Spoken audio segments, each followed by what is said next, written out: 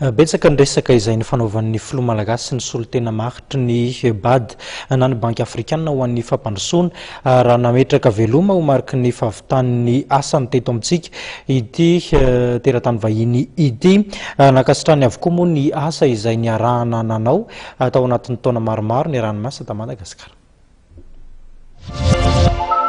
Ny farana tamin'ity taona 17 ity ny mahasolo tena maharitry ny BAD na ny banky afrikanina ho an'ny fampandrosoana eto amintsika an'Andriamatoa Abdelkrim Bendijbour.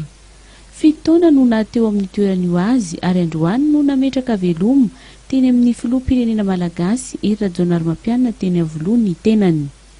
Nilaza ity farany fa anisan'ny firenena manana no aviny tokoa i Madagasikara ary afapo izy tamin'ireo fiarah-miasa efa nisy hatr'izay teo amin'ny firenentsika sy ny BAD.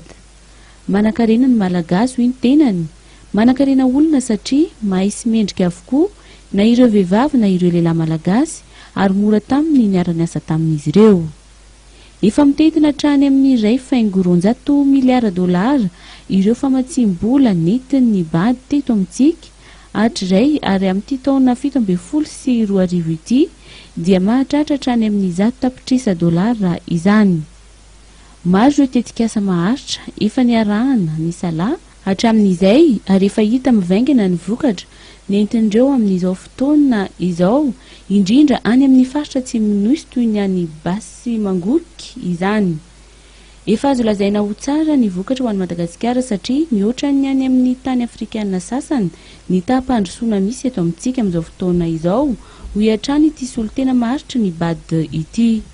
Raha ny viana dia tokony hahatratra ny fahampiana ara-tsakafo ny malagasy amin'ny faran'ny taona 2012 satria tokony hahatratra hatrany amin'ny 70 taona isan-taona ny vokatra manomboka ny taona ho avy io raha eo amin'ny 20 taona eo ny vary afaran'ny Madagasikara isan-taona.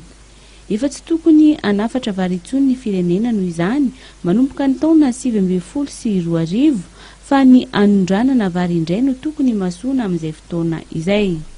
Miandrandra ny fahendren'ny malagasy ary manantitra ny fahavonona ny ara-iasa hatrany amin'ny Madagasikara ny BAD amin'ny alalany izay solotena ny maharitra vaovao onona sy asa eto amintsika manaraka eo.